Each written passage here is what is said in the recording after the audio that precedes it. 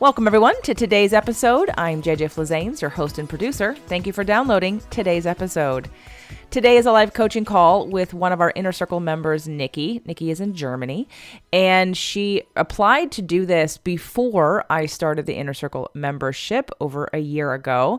And I had changed the rules, so to speak, where I was really only offering these kinds of one-on-one sessions on air to people who were in the Inner Circle membership. So I'm really, really appreciative that as I was rustling through some papers, I found her application and checked back in with her to see if she still wanted to do it.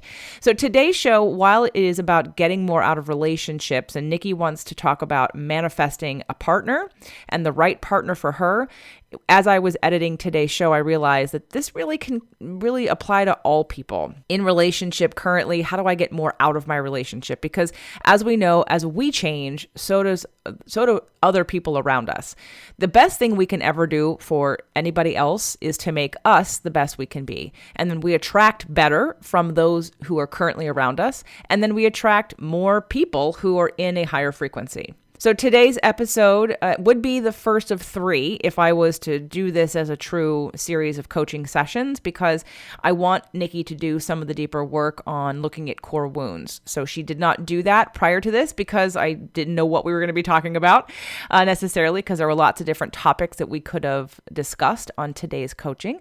So just know that this is not the end. This would have been the first of what I think is 2 or 3 sessions to get a little deeper, a little more specific about some of the things that are being carried, and even to interweave, again, more astrology, more core wound stuff, and more specific recommendations and habits, and then keeping her accountable moving forward for doing those. So I have just 2 quick announcements to make about stuff that's going on. First of all, so this is a one-on-one coaching session, and my business is changing and it's growing, and I really appreciate that you guys have helped me to do that. I remember my very first live coaching session, in fact, the first 2, you guys wanted me to help you with business. And out of that came a beta mastermind group, and then Inner Circle mastermind, and now an Inner Circle and an emerging business mastermind. So a lot has grown and evolved for me because of you. You told me what you wanted. I gave you what you wanted. And now I'm attracting more and more people who want more and different things. So I will not be doing a lot more one-on-one coaching if you are not in a bigger committed program with me. Right now, I have a 2-session starter pack that will probably go away before the end of the year. So if anyone is on the fence about thinking about doing any sessions with me, I would grab it in the next couple of months because it will be gone, and I won't make a big fuss about it because I don't really have the time to do a ton of them. But if you're interested, you can go to jjflizanes.com/work-with-JJ, and I'll put that link in the show notes. And then a really exciting thing that a lot of you do know is that I've been developing my certification. And this is the time where I'm going to be asking for applications for people who want to do what I do, for want to take the tools that I've used, to take the methods that I am using, and to become an empowerment strategist trainer.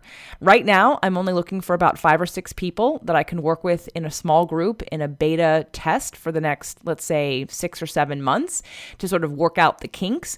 And I don't have it all worked out yet, but I just wanted to let you know, for those of you that are interested, you've heard me talk about it. So if you're ready to go, you can go to jjflizanes.com/cert, CERT, like certification, and fill out the application and see if it's a fit.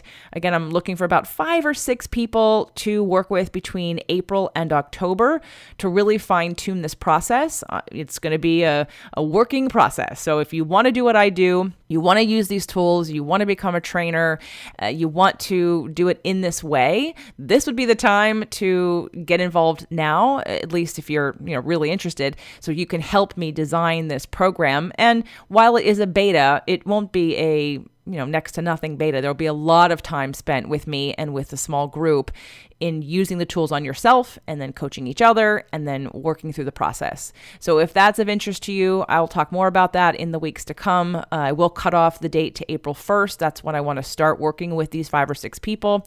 And the reason why I'm not sure if it's 5 or 6, because I'm going to the application will be very serious in that I think someone's ready, they're dedicated, they're willing, and they will do what's necessary, both for themselves as well as for their clients.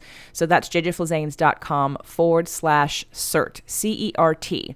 So I hope you enjoyed today's show. I hope that at least the questions that I ask are applicable to you in your life. And Nikki, I look forward to continuing this journey with you and getting to the next step. Welcome to the show, Nikki. Hi. Hi. So today's show is a live coaching session with Nikki, and she has been in, well, let's back up to the very beginning. How long have you been a listener of one of the shows? Probably like 14 months or like 1 year and a half. Okay. And which show did you find first? Fit to Love. Oh, I don't remember how though. It just popped up in my feed, and since then I was listening.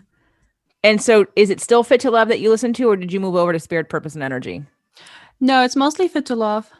Okay, great. All right. So it's been about a year and a half, and you joined the Inner Circle membership maybe 6 months ago, 8 months ago. Yeah, something like that. It was for the intuition course.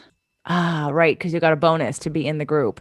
Yes. So you took the intuition course, you're in the inner circle, and we're having, and actually, Nikki filled out this application prior to joining the inner circle membership. And I happened to be going through some of my old applications and emails and saw it, and I knew it was her because she lives in Germany. And so I was like, I think this is you. And because she's in the inner circle, I have said that I would do these on air live coaching sessions with people who are in the inner circle membership. So, Nikki, why don't you start off by telling me today and the audience what it is you want to work on specifically in this session today? I was thinking about it a lot actually, because I'm in a very, how to say, my process is going, like it's very fluid and a lot is happening right now. I'm in therapy since August, I think, and a lot of stuff has been unraveled and things are just happening. But the big thing, which I don't think I will discuss with my therapist, is my love life. So I noticed this pattern of me being very attractive to certain men, but it's always without commitment. It's like for a short period of time, we're like very attracted to each other and also very like into each other. It's very intense. It's a lot of attraction. Let's put it like that. But it's always this pattern of 3 to maximum 6 months, and then it's just over for whatever reason. Mostly the guys lose interest or don't want to commit or something like that. And then I'm somewhat heartbroken actually, because I really pour my heart into those relationships as well. And yeah, I just realized the pattern, but I'm not sure where it's coming from. So I would like to work on that. Okay. And I have a question. Why do you feel like you wouldn't take this to your therapist? She's specialized on trauma. So we're working a lot on my trauma with my mom, and also like other things that happened to me. But I don't know. I mean, it's something which affects my life in a way, obviously, but I don't know. That's okay. That's honest. That's honest. I Yeah. just wanted to ask because you did state that Yeah. you wouldn't take this to her. Yeah, but it just feels like a separate area of my life, which I'm not ready to tackle with her right now, but I want to tackle it in general, if that makes sense. Because we're like really diving deep into the whole trauma thing and like working with the body and how to release trauma and stuff. But she knows though I'm here. Like I told her all about you and about this session, and she was very excited for me. I was like, yeah, tell me all about it. Okay, well, you can share the session with her if you feel confident about that when we're done with it. So I want to go back to, since you've been listening for a while, a year and a half, definitely, what was before a year and a half ago. Had you ever gone back to hear the very first episode I did with Harville Hendrix on your relationship explained? No. All right. So Harville Hendrix created a therapy called Imago, and it's spelled IMAGO. That's in the image of. And the basic principles that we choose partners to heal the wounds of our past. I'm going to go as far to say we choose everybody in our life to heal the wounds of our past. It doesn't matter who it is, but when you choose somebody, there's some kind of attachment from a core wound that was created when you were growing up that you're now seeking to resolve in someone else. And when we choose these partners, we have this sort of subconscious imprinting that happens. We recognize that that person is like our caregivers that wounded us. So we think, oh, here's a person who is like that person who now can give me what I didn't get. The problem is that you're choosing a person who's like that other person and they can't give you what you didn't get. And the process of in the relationship therapy aspect of Imago is that you take two people who chose each other, again, subconsciously, knowing that they needed to heal their stuff. We find out through relationship that just without doing any work, those two people can't give each other what they want because those are their deepest wounds. And through the process of giving to each other against and having like resistance to doing the thing that they need, but it's also a thing that we need to heal the most. So I love this work because when I did it, I found it to be very freeing, and it gave a reason to why I was doing some patterns in my life. Like when I didn't get what I wanted, I would educate people. Well, I kept choosing people that didn't want to be educated and not saying that I knew better, but just to say, well, if you look at it this way, let me help fix this. And of course, me being a rescuer, I would want to fix them so that they would then give me love or have more connection or a deeper connection and intimacy with me. So I think that, one of the things I would definitely recommend after this call for you is to buy the Getting the Love You Want workbook from Harville Hendrix and to go through the Creating Your Imago exercise. You don't have to be in a relationship. And that's where I screwed up, if you will, or I was, everything's in divine and perfect timing. So there are no mistakes, only lessons. But if I had to go back, I would have done the work myself earlier. I kept thinking I had to wait to be in a relationship to do the work. And once I did the work in a relationship, I realized, oh my God, everyone should be doing this work. This tells you so much about why you choose your friends, why you choose your job, why you choose everything, because it's all to heal what you didn't get when you were young. So for one of your caregivers, both of your caregivers, all of your caregivers possibly wounded you. Unbeknownst to them, they did the best they could. They didn't try to wound you. And I'm looking at your astrology as a Cancer sun, an Aries moon, and a Virgo rising. So let's just unpack that for a second. So Cancers are very emotional. You're the least developed water sign. What that means is you're more young and let's just say new to the world. Like Aries is considered the infant of astrology. It's the first sign, which makes Aries a little impatient. And you have Aries in your moon, which is your emotion, right? So being impatient and also an all or nothing kind of like yes or no, right or wrong, left or right. So Aries can be great for taking action, but can also flip-flop and do an all or nothing, which again presents opportunity for growth as well as an awareness.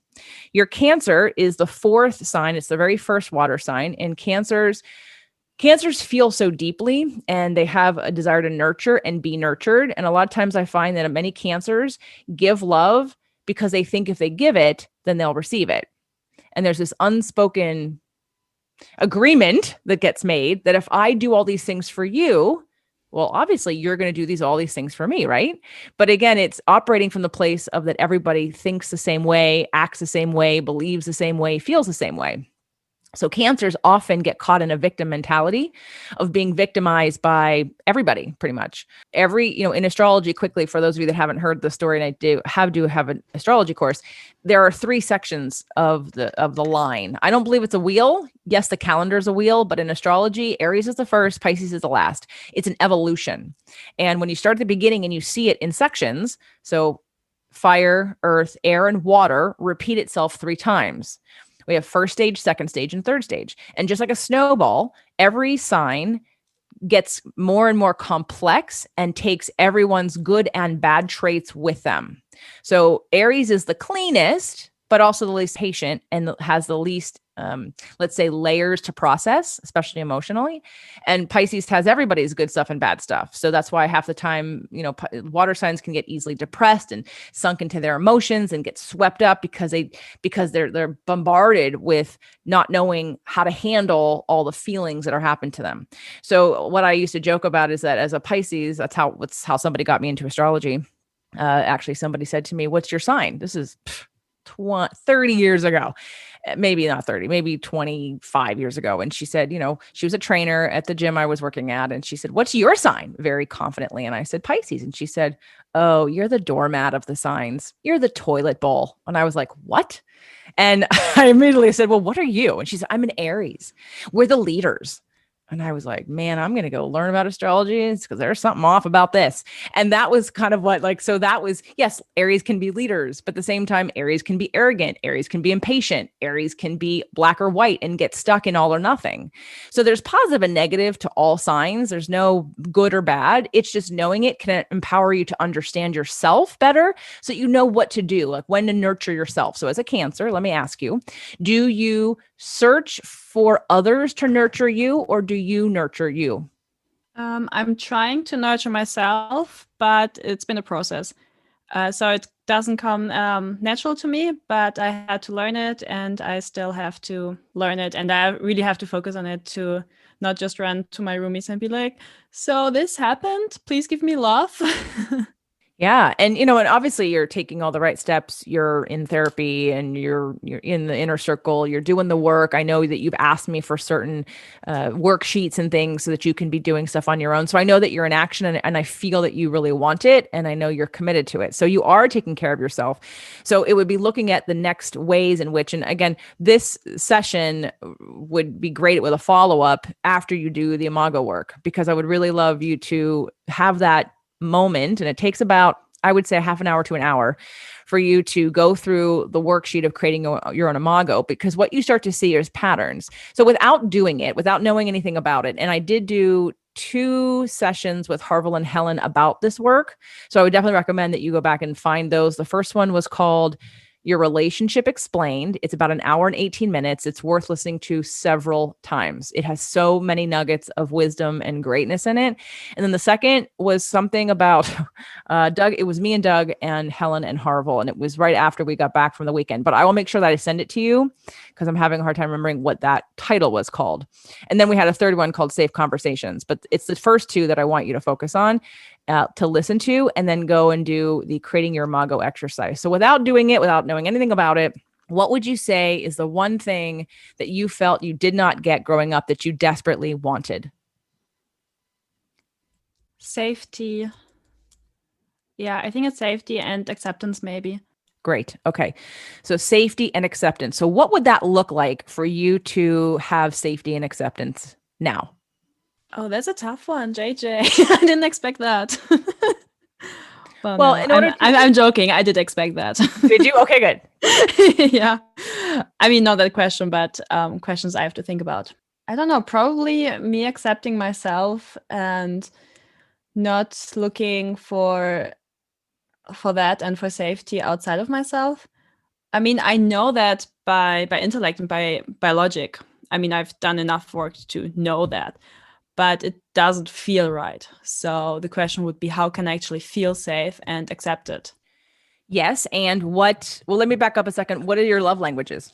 Physical touch, words of affirmation, Okay, let's stop and there. quality Great. time. Yeah. Okay, perfect. Okay, so let's just start with touch and words, or let's just do with words. Okay, so how often is your self-talk positive or negative?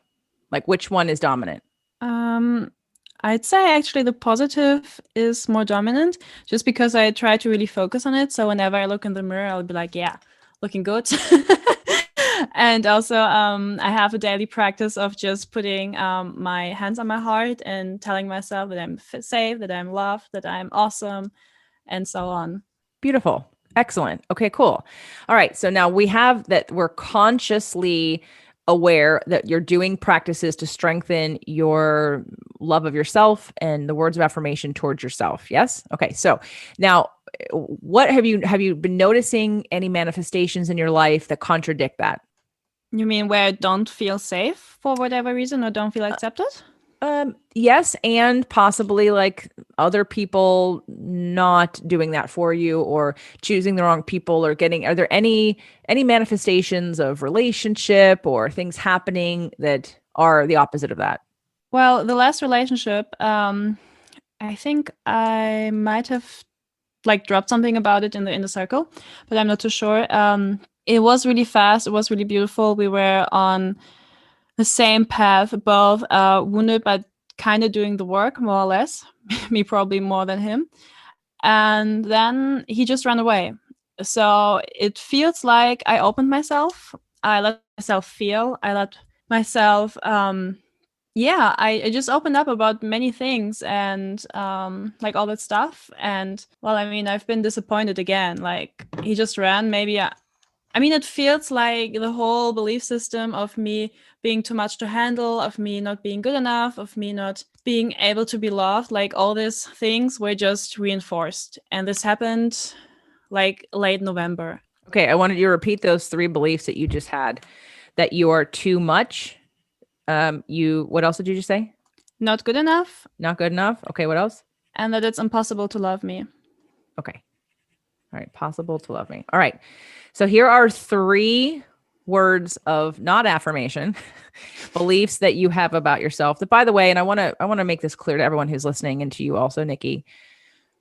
While I love talking about the work and doing the work and that we have to have a breakdown before we have a breakthrough, and there's an intellectual side and then there's an emotional side and then there's like this slap in your face, like time to wake up side, we all have wounds and none of us are broken. So even though there is trauma, so let's look at trauma for a second. And we don't need to go down that path. You're already working with somebody, but just I want to reframe something. Do you believe that you're here one time and then you're done? No more. You're gone. This is it. No. Okay. All right. So do you believe that you are here to learn a lesson and share your gifts and expand and elevate consciousness? Yes, for sure. Perfect. Great. So in that focal point, then the things that you're learning right now and the things that have happened to you have a purpose. They're not random. And while they may be unfortunate, they were necessary. I think it was the Big Leap worksheet that you asked for from me, correct? That we talked about on a coaching call once in the inner circle. Is that something I've sent to you recently? No, I think it was the needs Feelings and and emotions. needs. Yeah. Okay. So, we look at the things that stop us from growing and the beliefs and the four core beliefs that stop us from growing or receiving more love, success, joy, and abundance are, and this comes out of the Big Leap by Kay Hendricks, are that I feel fundamentally flawed. Success brings a bigger burden.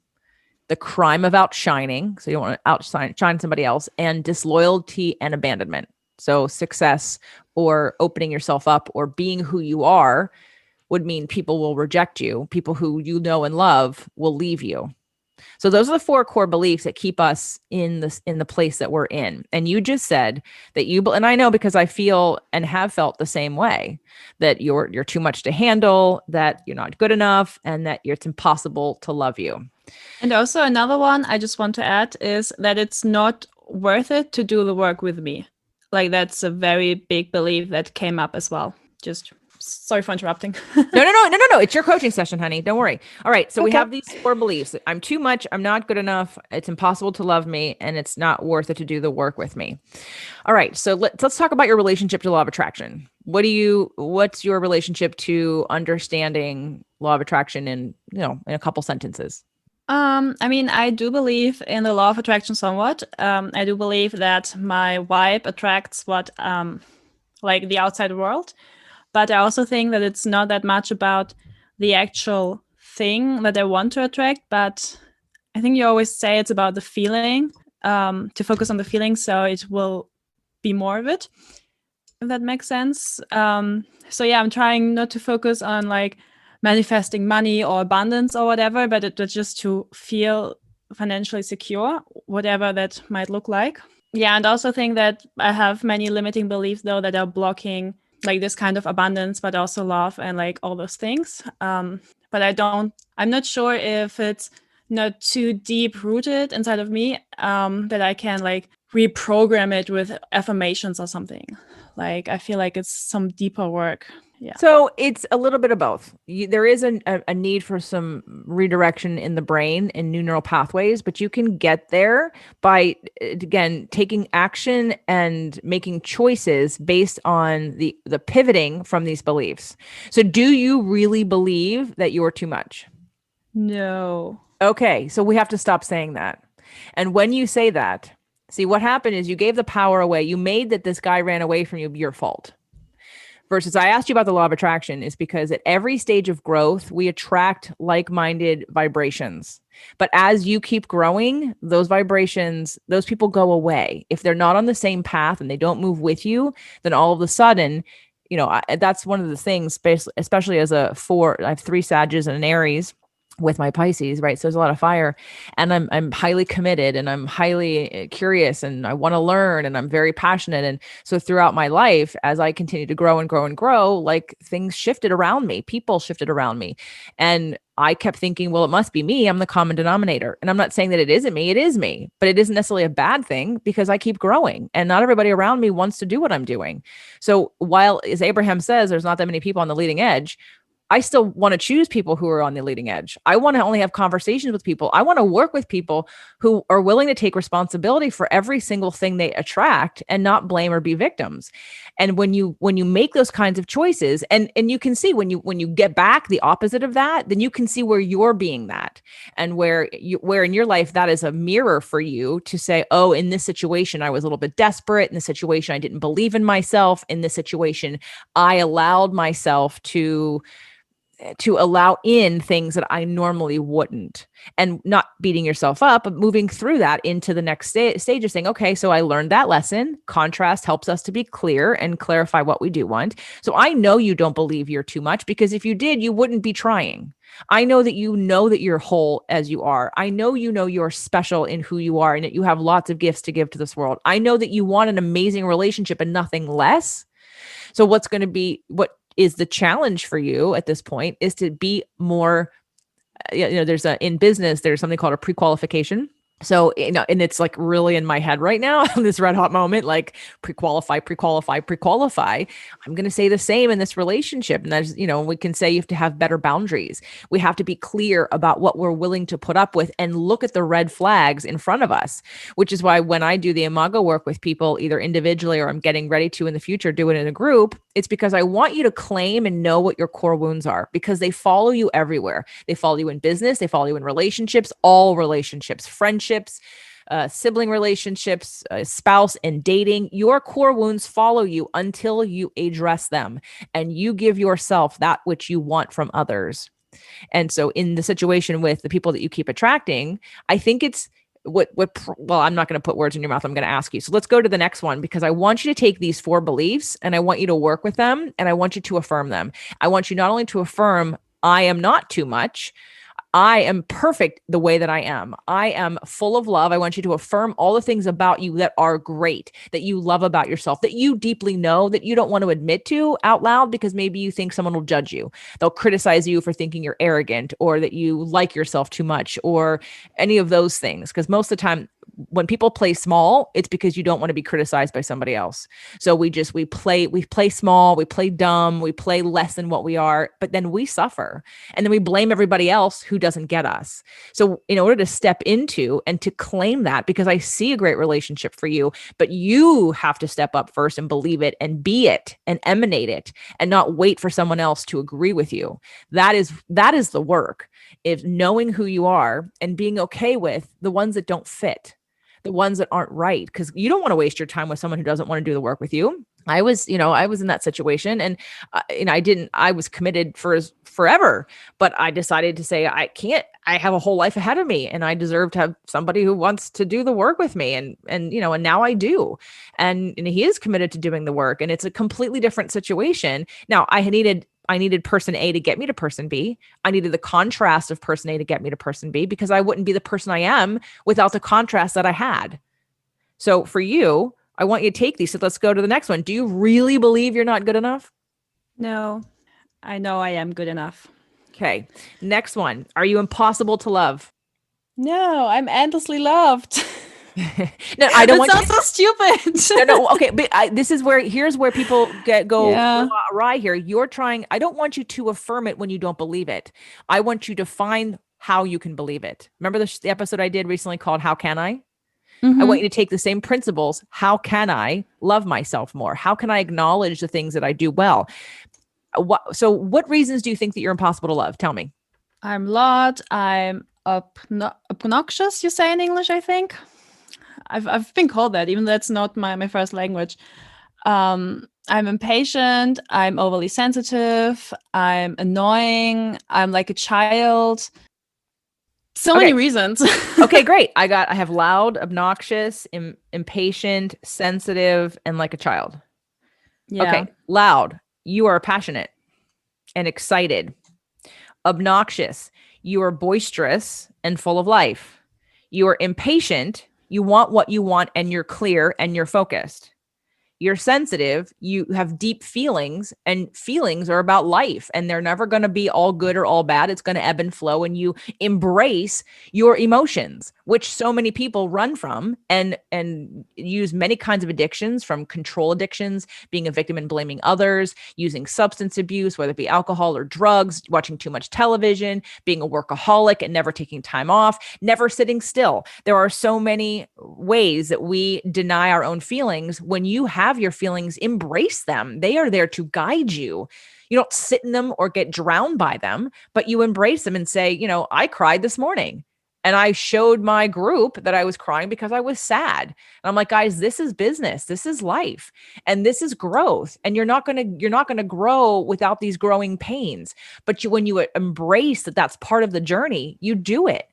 And for people run from their feelings. They don't want to feel uncomfortable. They don't want to be confronted. They don't want to look at themselves. They don't want to be honest because they're afraid of how they'll feel. So they avoid feeling. But you can't outrun your feelings. So I would embrace your sensitivity as a superpower. I am sensitive. I do care. I have a lot of love to give. Why wouldn't you want all the love that I have to give?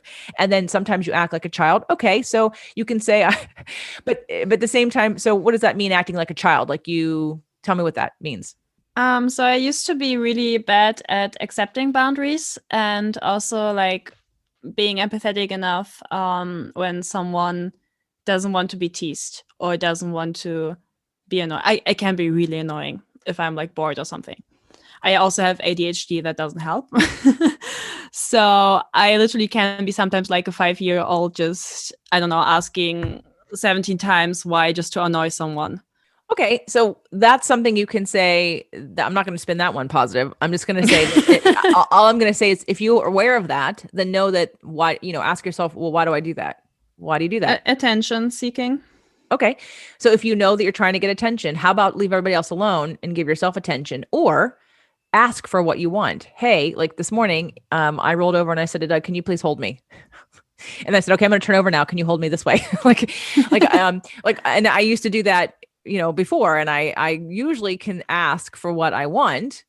And that's another thing that a lot of people have a problem with, is that they assume everybody else is going to give them what they want without them having to ask for it. So here we are. And that underneath you being annoying and jabbing somebody is that you just want attention. So can you just, instead of doing it, catch yourself and say, I'd really love your attention right now. Would it be possible for you and I to spend some time talking or taking a walk or playing a game? Or would you be willing to give me some attention? I mean, could you say that? Yeah. Okay. Well, here's the bottom line for some of this stuff. Your core belief, your core wound is that you're too much, you're not good enough, I'm impossible to love, and I don't believe that anyone wants to do the work with me. Okay, those are beliefs that you continue to attract people that prove you right. Now, I know that you know that's not the truth.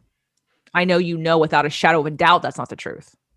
So what is there any fear or resistance for claiming what is the truth?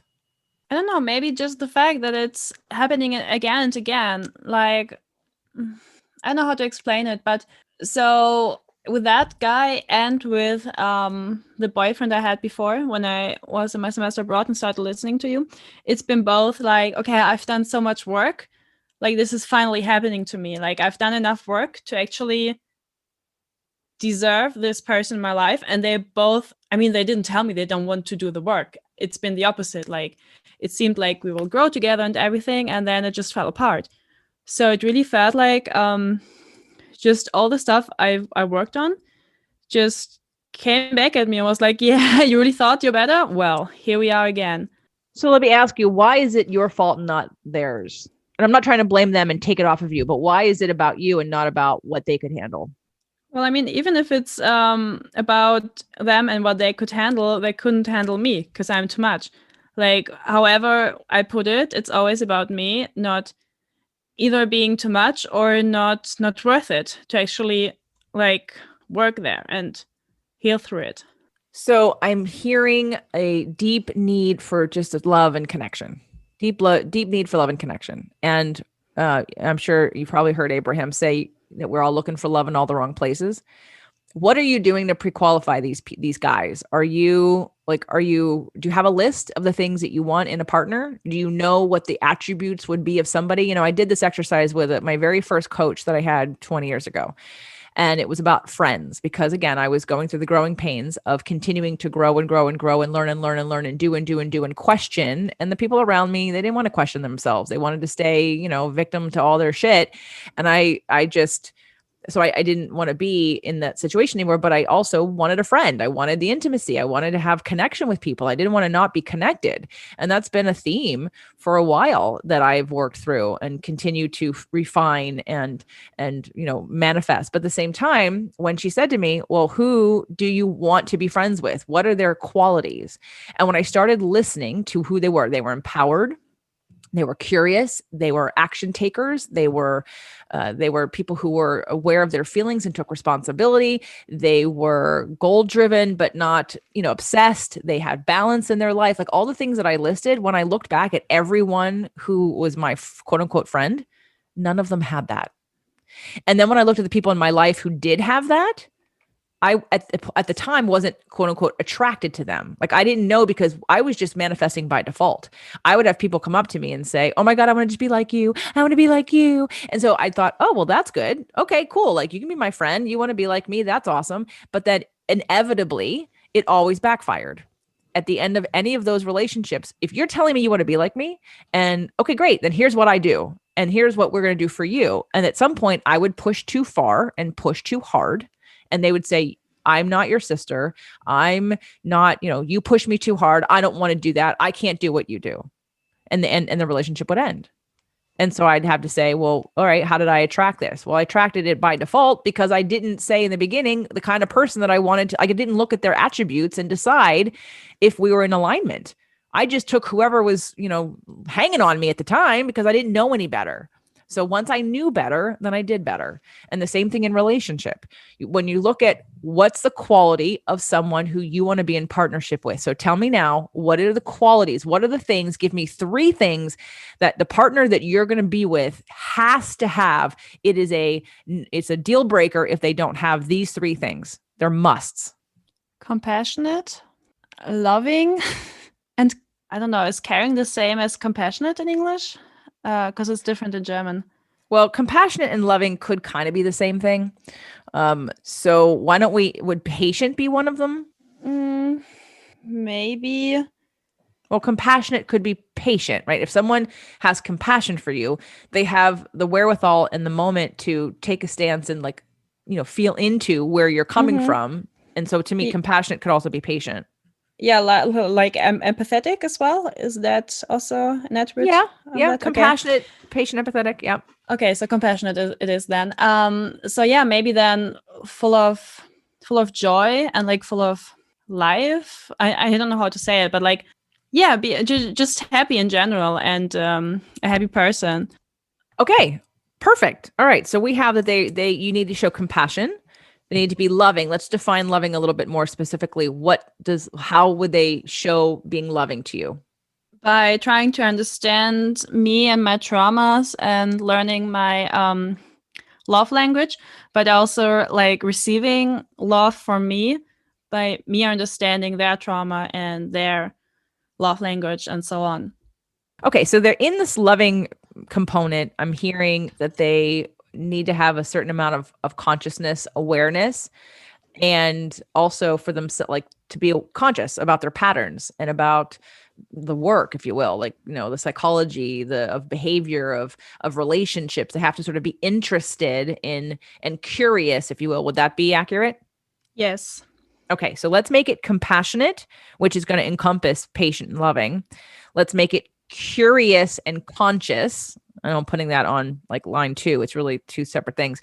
And then let's make they're full of life and they have joy. So that's a great list. Now, the last couple guys that you attracted, are they that?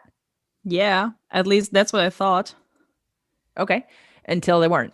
Pretty much, yeah. Okay. And it sounds like that they were at first and then until they weren't. And so didn't they do you a favor by kind of leaving because they didn't fit this bill? Yeah, I mean, they did do me the favor of leaving. especially the last one. But yeah, as I said, it's also the belief of me not being worth the work. Because I know each and every relationship is work at some point. Like, I mean, it's not always rainbows, and I don't know, loving touch. I'm aware of that.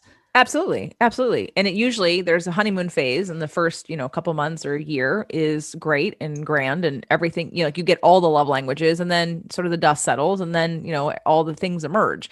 And it happens in every relationship. It's just whether or not we deal with it and we process it and we learn from it, or we deny it, we suppress it and we run away from it. So if you at least go in with the understanding that all relationships are going to reflect back at you any core wounds that you haven't healed within your past, meaning, and again, everyone, when I say core wounds and healing, you're not broken. And I want everyone to stop acting as if you're broken. The awareness of core wounds are just that when you were younger, you didn't get something from your parents. We all did not get something from our parents. Every single one of us share in our lives some kind of something that happened to us that we wanted and we didn't get. Okay. So now it's just our job to get it and to give it to ourselves and to not blame those people and to, they did the best they could. We're doing the best we can. So it's time for us to stop blaming everybody and take it upon ourselves. So anytime you're dealing in a relationship, you're either going to have the lessons mirrored to you. Usually the thing that you want to complain about the other person is the thing you don't like within yourself. But at the end of the day, we have to come back to who we are and what we believe about ourselves, because we're the only ones who can deal with us. There is no amount of love and attention you're going to get from someone else that will sustain your belief in your worthiness. We have to create the worthiness, and it's not even creating. You have to be in alignment with it. It's already there. And I know you know this, but for everyone else who's listening, if you don't believe in your worthiness, why would anybody else? So we have to come from a solid ground of, yes, you're doing the work and you're feeling better and you're getting clearer and you're proud of yourself. And so, Nikki, what I want you to do is to continue to affirm that. Every day I'm learning something. Every day I'm learning something. No, the learning doesn't end. Right? It doesn't mean it has to be exhausting either, by the way. It's just the relationship with the work. It's just knowing that life, we're either growing or we're not. We're either growing or dying or standing still or stuck. So, all right. So I'm on the path and today I feel good. And today I'm learning a lesson. Oh my God, yesterday I felt terrible. And what did I learn? I learned a lesson. And okay, cool. I now know what I want to make better next time. And I let my feelings out. So when you're talking about not being good enough and being too much, when you continue to make that your reality, then you're going to continue, because that's what you believe, that's what you're going to continue to attract. So I think your work, besides getting the Love You Want workbook and creating your imago, so you can see the pattern and really identify some of those core wounds that you have. And there's usually a couple big ones. And again, like I said, Gay Hendricks and the Big Leap lists 4, but that's in relationship to success. But I think they all still apply, that success brings a bigger burden, the crime of outshining, the disloyalty and abandonment, and the fundamentally flawed. Okay, those are pretty 4 core beliefs that pretty much everybody probably has. So if you felt invisible in your life, your parents didn't pay attention to you, or if you feel like they judged you and they kept trying to fix you, and so then you think you're flawed. Again, these are the core wounds that we can help make better within ourselves by taking the action steps needed in our own lives, by reflecting back to us that those aren't true. Like, I know those aren't true. So I don't want you to say intellectually they're not true. I want you to make peace with them. I want you to deeply take them in and ask yourself why you make the choices that you make in all things. In guys, like when you're going to look for a relationship, ask yourself, am I doing this out of desperation? When you want to say something bad about somebody, is it because they hurt you and you feel like that's how you're going to get them back, is to hurt them back? I'm not saying you personally. I'm just, again, overgeneralizing that this is what I want you to get more curious about. When you have an impulse for something, where's it coming from? And is it coming from this place of all these negative beliefs about yourself? Or is it coming from, and be honest about those emotions, and you have the feelings and needs list. So, what is it that you need? You said security, safety. You needed safety in your childhood and you didn't get your safety. So what is providing yourself safety look like right now? I honestly don't know. Okay. So let's talk about in how do you handle relationships? Like how are you dating or finding these people, and what's the process for you? Online dating. And I mean, I'm not looking actively for a relationship, but it's more about meeting interesting people in general, especially when traveling, but also when I'm back in here in Germany as right now. And yeah, it's mostly about like hanging out, and then eventually it clicks and feels right. Okay. And are there like, do you have questions on your profile, or do you kind of have a series of questions that you ask someone again to quote unquote pre-qualify them as someone who is a potential partner for you? I mean, I started to use Bumble now, which has like the questions of what makes a relationship great. And I put there like basic communication, attachment style, and love languages. So I feel like people who know those areas already do know a lot. And it's also like also put in there that I'm curious about the universe and stuff, but it's not like the requirement. It's just something which is in my profile. Do you think we could make your profile more, or once you get some like connections with some people, is there room to sort of take that next step of questioning? Like, would you feel comfortable or asking situational like things, right? So for instance, like like asking someone when you get into conflict, how do you handle it? Do you have a process for conflict resolution? How do you process your emotions? How do you deal with your emotions? How do you express your emotions?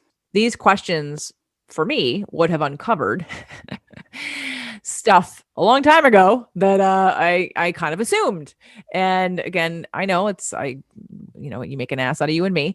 No one should ever assume. And I think I'm pretty good most of the time of asking questions. But as I keep learning still that sometimes I have this, we all only operate most of the time from what we think and what we know and how we act in the world and what we expect.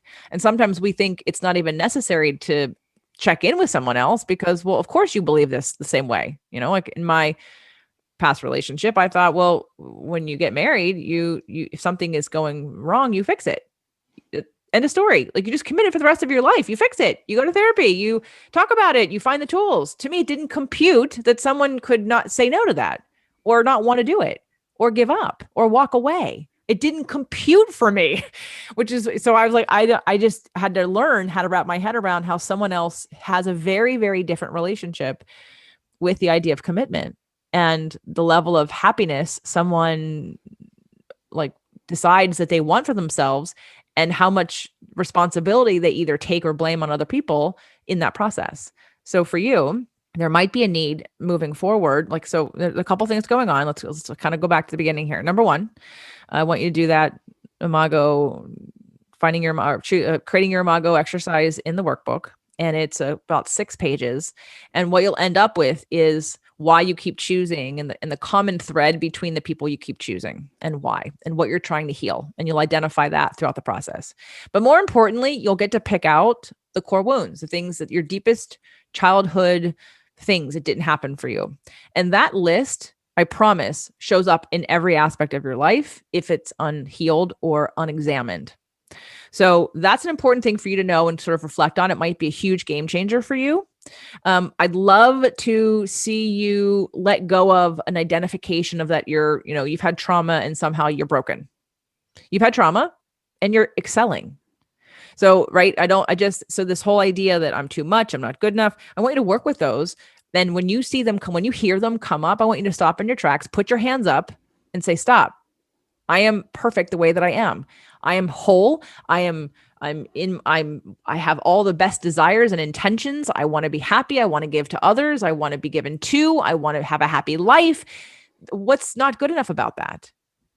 So when you want to take it in, I was working with someone recently and she she's done a lot of great work over the last couple of years, and she was with some family and she chose to wear an outfit because she felt good in her body finally. And somebody made a comment like, what do you think, you're 20? And I said to her, okay, she did take it in for half a second, but I said, next time, like, that's a quick one to realize that person's jealous. Like, it's not about you. When someone's criticizing you, when someone is telling you, calling you names or saying bad things about you, I promise you, even if you did the things that they said, it's not about you. But when we take it on every time as if it's all like and you can take it on and try it on and say, is this true? Is this true? And if it's true, awesome. And if it's not true, then it isn't about you. And and here's what I'm going to call bullshit. And I want you to call bullshit on yourself. It's not true. You're not too much. You're good enough. You know that you're not impossible to love. You are a pleasure to love because you have so much to give. It's for you finding the right communication style, finding the right match, if you will. And then owning your stuff when it comes up, not blaming somebody else, not calling victim to somebody else. Like, ask yourself, how did I attract this? What is it about the situation? What am I supposed to learn and grow from? What is it that I want that I'm not getting that now I can see more clearly?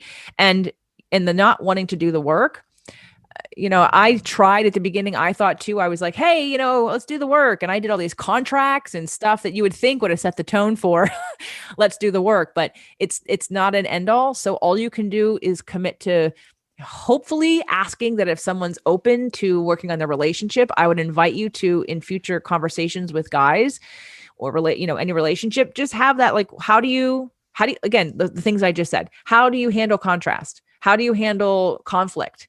What are your go-to habits in conflict? Are you someone who likes to lean in and talk about it? Or do you get mad and walk away? Are you someone that sweeps it under the rug and just thinks it's going to go away? Like, if you ask those questions, you're going to get a picture about that person right away. Doug's ex, every time they would have an argument, he'd say, well, I want to talk about it. I understand why. And she's like, no, I need to process. I can't talk about it right now. And they would never get back to talking about it. She never came back. Like, every issue was, oh no, I have to go process. But then there was never any resolution. There was never any conversation. So there was never going to be any growth there because she didn't want to talk about it. And so we have, that's an indication when you see that of this isn't a match. And I think at the end, also underneath this for you, Nikki, is that constant deeper trust that that this is not your first time here. It's not your last time here. That you are whole and perfect just the way you are. You are full of light and love, and that you have a lot to give somebody, and that there's nothing wrong with that. And it's going to take a special person of the same frequency as you to receive it and give it back. And in the greatest amount of respect and love that you can give yourself is to fine tune your boundaries and say no to anything less than exactly what you want. That is the biggest way to give yourself love, and again, we all learn it in different ways at different times in different parts of life, from business to personal. And this conversation keeps, fine tuning again, the amount of love and respect you have for yourself to only invite in that which is of like vibration, so that and it doesn't mean anyone's wrong or bad. It just means it's just not a fit. If you go into a conversation and say, I'm wounded and I have trauma, and you're looking for other trauma, there's a likelihood the two of you are going to stay in trauma. And that's going to be the excuse every time. Oh, I'm wounded. I'm wounded. Oh, we're both wounded. And then it's like, okay, so what? What are we going to do about it? Yes, we both have hurt feelings in our past about something. Now what? And I know you have the tools, and I know you have the desire and the drive, and I know you have the commitment, because I've seen your growth. I remember when you were in the Manifestation Challenge and writing about relationships, then you joined the Inner Circle, and I've seen your posts, and I've been on the calls, and you're working with somebody right now regularly. I see your growth. I believe in you. I know that you believe in you. So I want you to stop playing small and act as if like you're a charity case. You deserve to have what you want, and you can get what you want, but you have to embody what you want. You have to stand in your power and say, I am not too much. I am perfect the way I am. And you know what? So let's take me as an example. So I have these 3 Sages that just want to shoot an arrow through people at times. It's abrasive. It's direct. People don't like it when they don't want to hear it. And other people love it because they finally feel free that they have an answer. So it's either I'm going to piss people off or they're going to love me. And there's kind of nothing in between. And so that's hard to live with sometimes, because I'm a Pisces, and so I'm sensitive, and so I care. And if people don't feel my caring, it doesn't mean I'm not going to feel my feelings and be sad from time to time. But in order for me to, again, feel like I'm serving people, I just got this amazing testimonial today from Crystal, who is beating me over the head about how much her life has changed over the last 2 years, every part of it. And I started to cry, and I thanked her, and I said, thank you. I needed that. Because it was a reminder of all the good I'm doing, even though there will be times where I'm going to piss people off and they're not going to like it because I don't want to deal with their shit. And it may not be that I'm right or whatever. It just means that what I see is not being received. And that's okay. So, but I don't want you to shrink back and wait for permission is the point. I don't want you to wait for permission from some other person to say, Nikki, you know what? You are good enough and you aren't too much and you are a joy to love and I want to do the work with you. I want you to step into your life saying, knowing all these things, but I want you to ask yourself how, if I believe this, so this is what I'm going to ask you right now as we finish up today. If you were to fully embrace that you are not, that you are just perfect the way you are, that you are good enough, not only are you good enough, you are great, and that you are not impossible to love, you are easy to love because you are such a lover and you want to give love and you're going to be there for that person, you're going to nurture them, and that you're committed to doing the work, you're committed to freedom, you're committed to love and to care and to truth. If you were to fully step into that right now and claim that without apology, what would you need to do differently that you're not doing? I don't know. Maybe stop wasting my time on like useless conversations and casual dating and just going for what I really want and looking for the connection instead of, well, he seems nice enough. I'm looking for my bell. Hold on. Yes, I want to ding to that. Where's my, hold on. Where's my? There we go. I'm going to choose my time wisely. I'm going to invest my time where it is worth investing after I pre-qualify if it's the right move for me. I'm going to use my intuition. You took the intuition course, right? Yes. Okay, I'm going to get in alignment. I'm going to provide myself the feelings I'm searching for in others to myself. I'm going to feel happy. I'm going to feel inspired. I'm going to feel confident. I'm going to feel secure and sure of myself. And then I'm going to look at said person and trust my intuition, and I'm going to listen to it. I'm going to listen to it when someone who I know off the bat, and trust me, this is not just for you, this is for me too.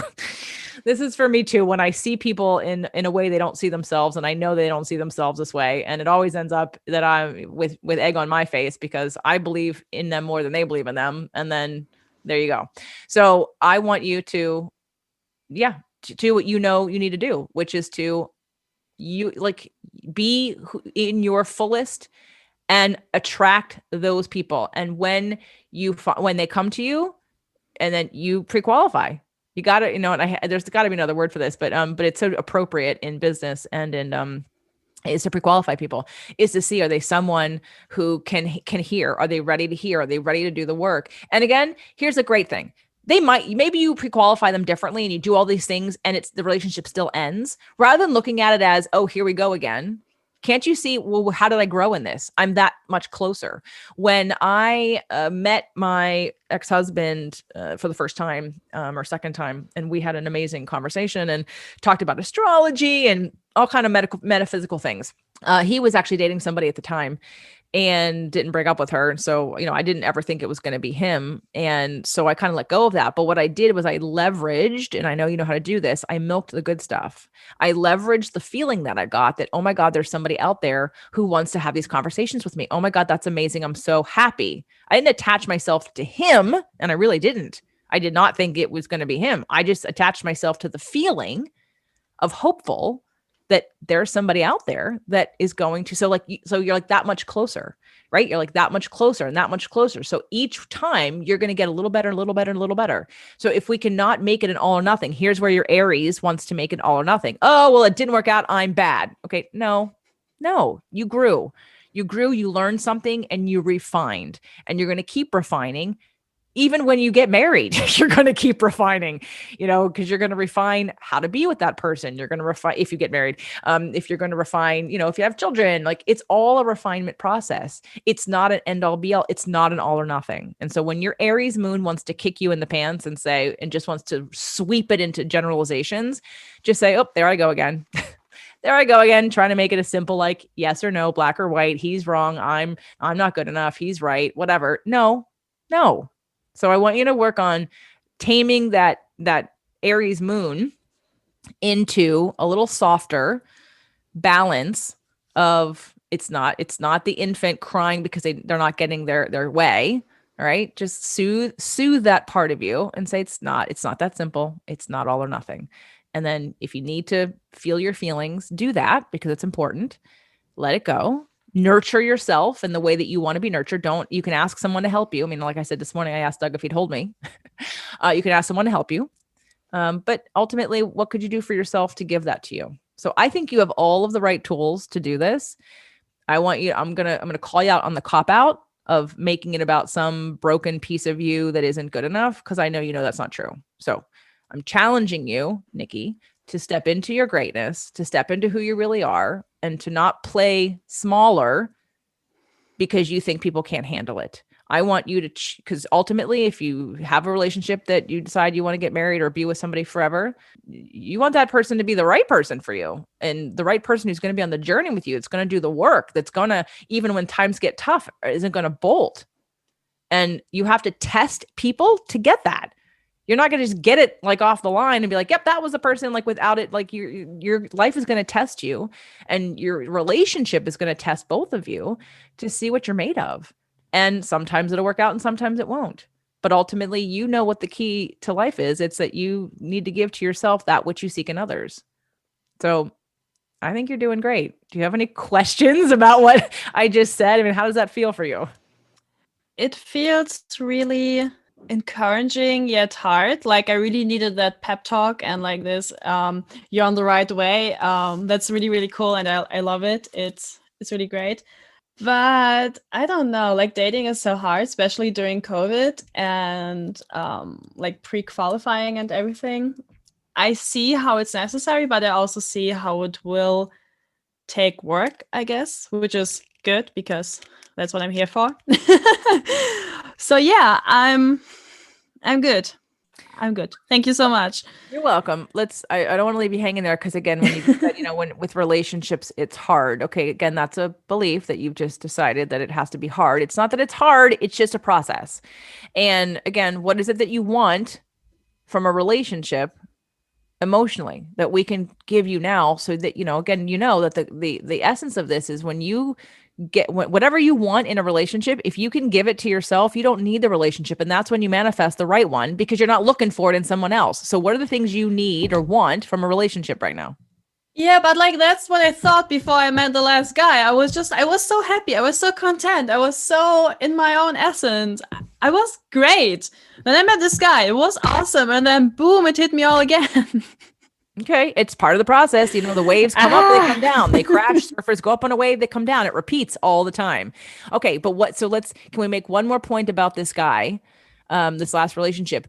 Was it any better than the last one? Was there any point of it that was slightly more evolved or conscious or hopeful than the last one? Yes, way better. Perfect. That's all that you need to know. Rinse and repeat. Keep doing what you're doing.